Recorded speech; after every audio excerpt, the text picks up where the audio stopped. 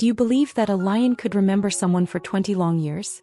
That out of thousands, perhaps millions, of unfamiliar faces it may have encountered across the vast Serengeti, it could still find the one who once held it close when it was just a tiny, injured, trembling cub caught in a forest fire? And then one day across the wild grasslands, beneath the golden light of an African sunset, it came back.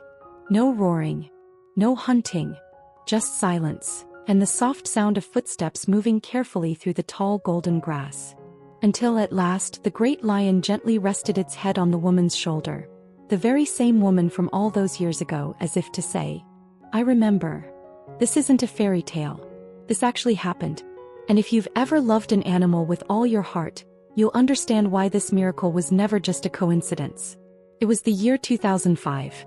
The dry season had gripped the Serengeti like a clenched fist. The air shimmered with heat, and even the wind seemed reluctant to move, as though afraid of stirring more dust into the already heavy sky.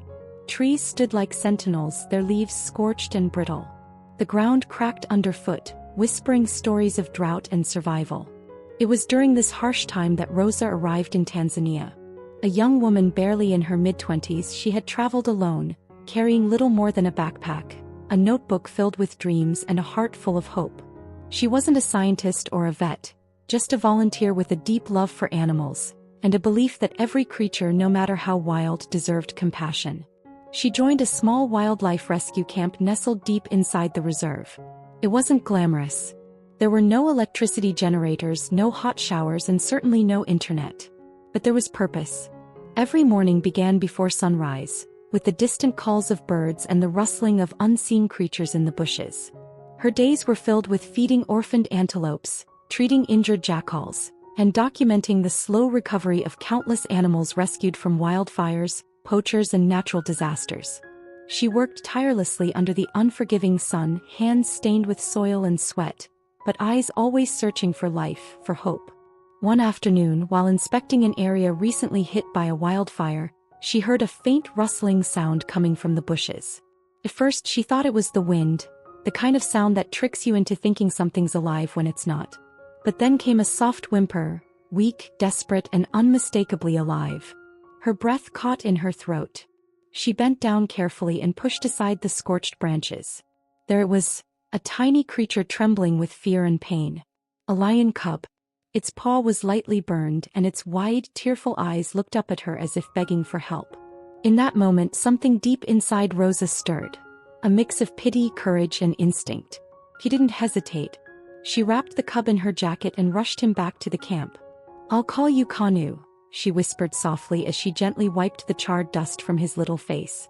From that day on, Kanu grew up in Rosa's arms, drinking milk from a tiny bottle, curled up in an old blanket every night, sleeping beside her like a child. He grew like an oversized kitten, playful, affectionate, always looking for a way to nuzzle into Rosa's lap whenever the wind picked up. He followed her everywhere, around the camp, near the water tanks, even into the small tent where she kept her supplies. They were inseparable. One time, Rosa went out to check the weather station without taking Kanu with her. He waited for hours, sitting by the door, eyes locked on the old dirt road, ears twitching at every distant sound. When she finally returned, Kanu ran toward her, tumbling into her arms, whimpering like a lost child. They were more than just caretaker and cub. They were family.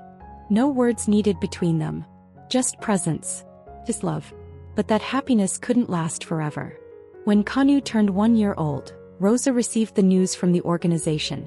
He had to be released into the wild. It broke her heart, but she knew deep down she couldn't keep him.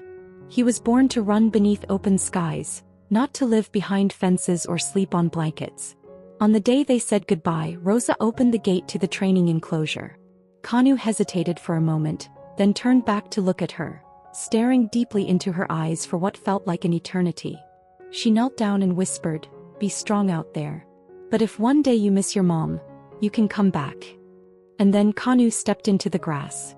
The wind carried his scent away, and no one knew what would happen next. 20 long years passed. Rosa was now an older woman, her hair silver with time, living peacefully with her daughter in a quiet coastal town. Every morning she'd sit on the front porch, a warm cup of tea in hand, gazing off into the distance. Resting on her lap was an old photograph. A young woman and a lion cub lying side by side beneath the shade of a tree. That was Kanu, the creature she had never stopped thinking about even after 2 decades apart.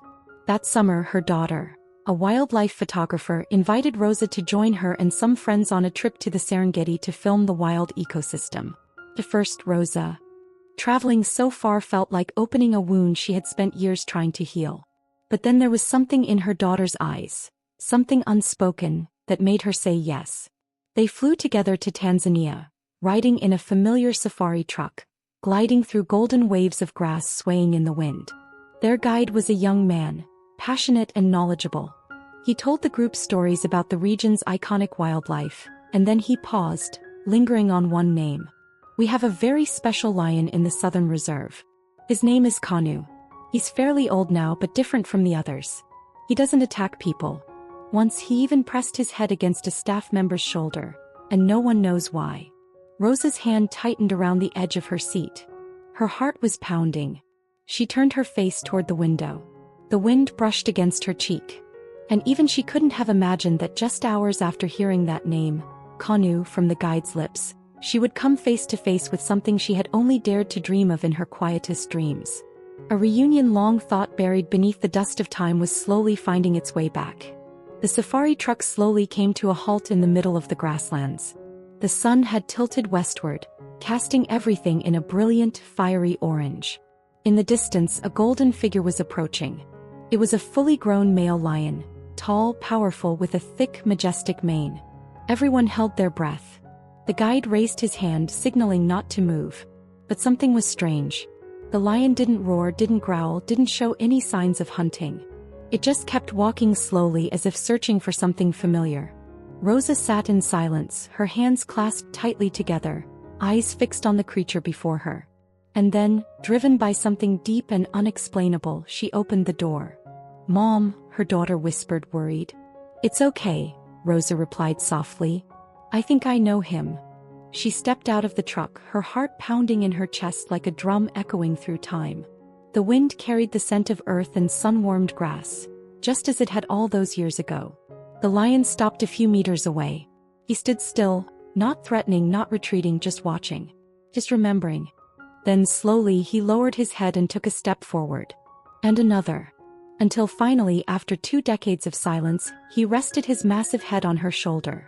Exactly as he had done when he was a small, scared cub wrapped in her jacket. Rosa closed her eyes, tears slipping down her cheeks, and placed her hand gently on the side of his face. "I knew you'd come back," she whispered. No words were needed. No explanations. Just presence. His love. And in that moment, under the golden light of the setting sun, across the endless Serengeti plains, time folded in on itself. And a bond once broken by nature's law was quietly, beautifully restored. It was proof that love leaves a mark, not just in our hearts but sometimes in the wild as well.